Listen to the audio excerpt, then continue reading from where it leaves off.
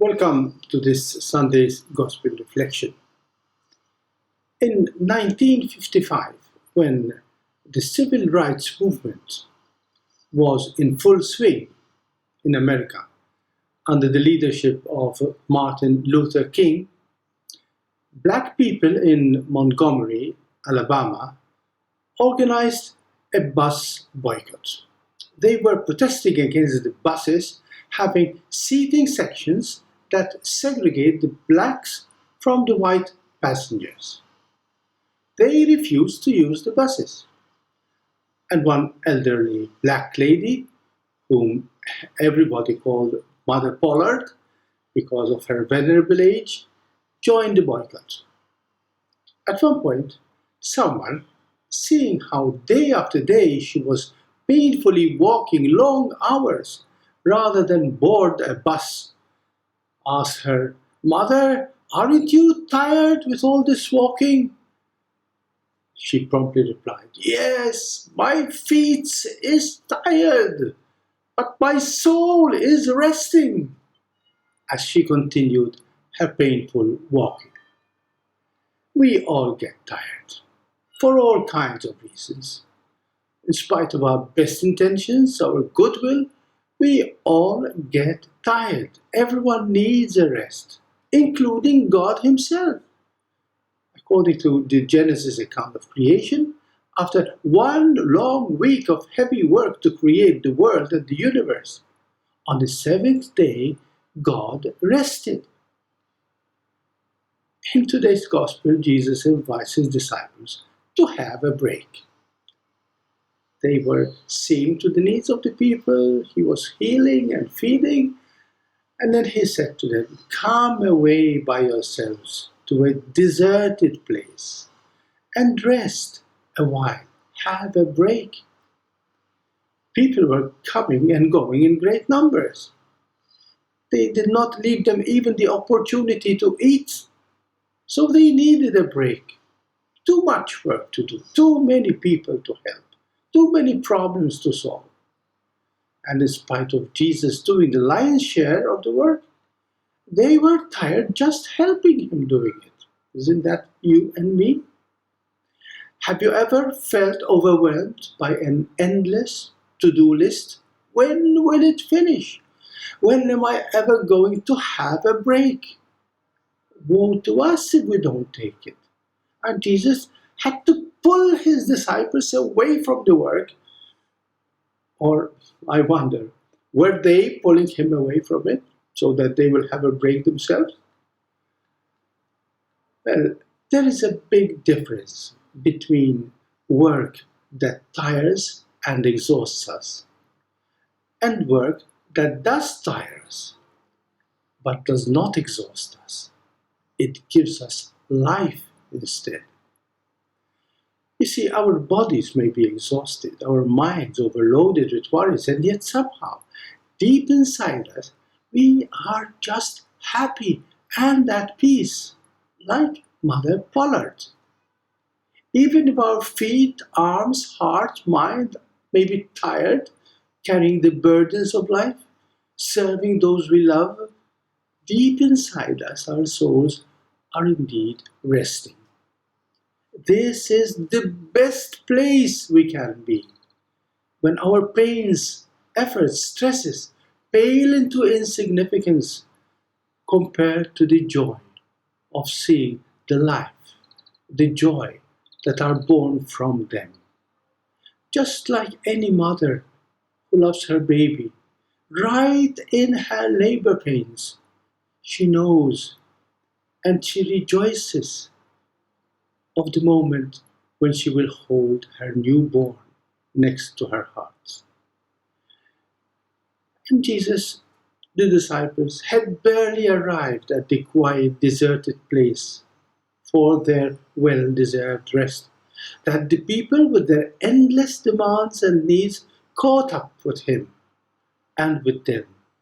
And Jesus could not turn them away. His heart was moved for pity, for they were like sheep without a shepherd.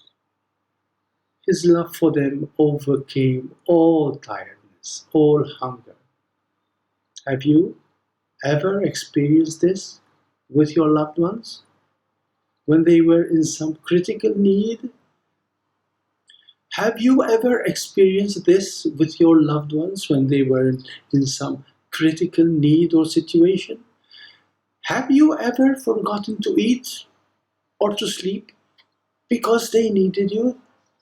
That was possible because your soul was arrested, like Mother Pollard. The fight for justice, righteousness, doing good kept her going.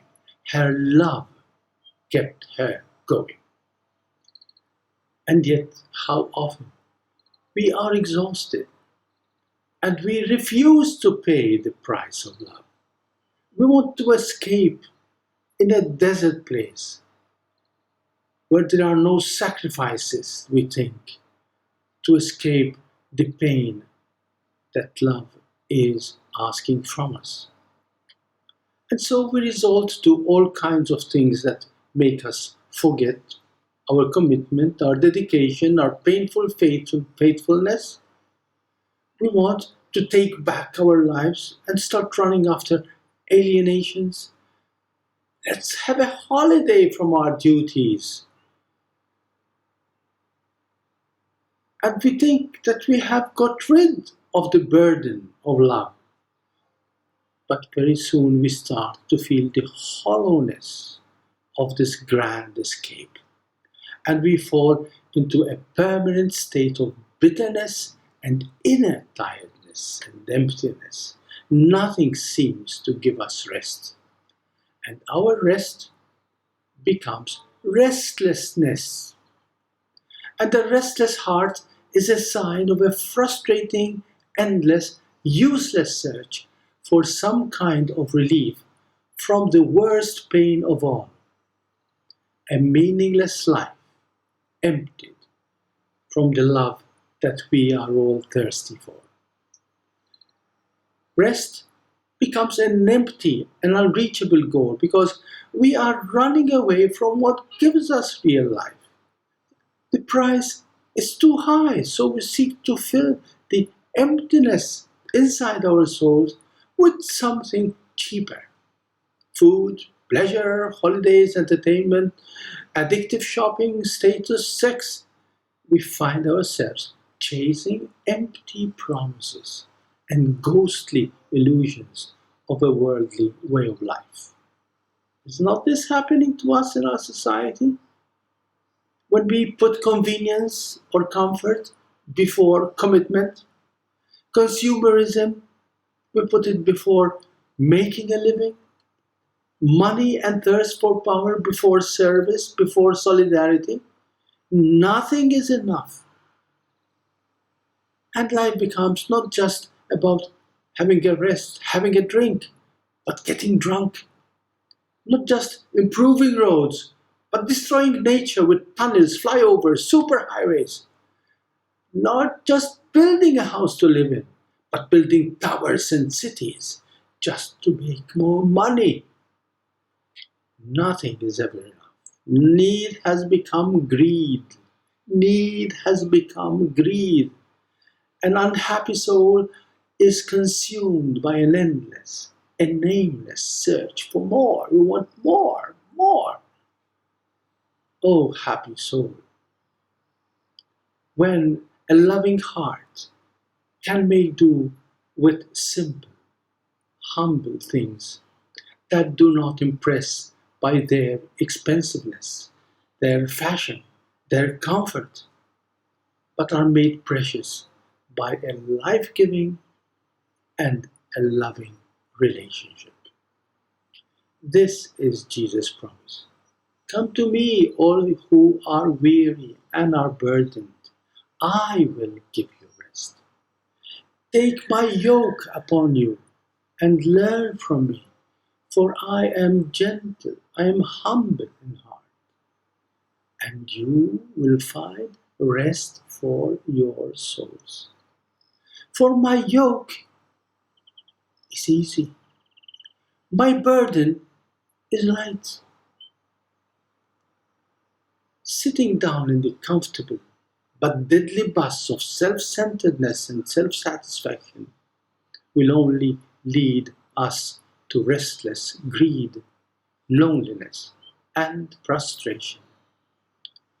So next time you see a bus full of people comfortably seated in air-conditioned isolation, whilst you are trudging along on aching and tired feet, carrying the burden of a loved one, just think of Mother Bollards. Don't curse your yoke. Don't throw away your burden. That is the lightest of burdens. It is the lightest of weights.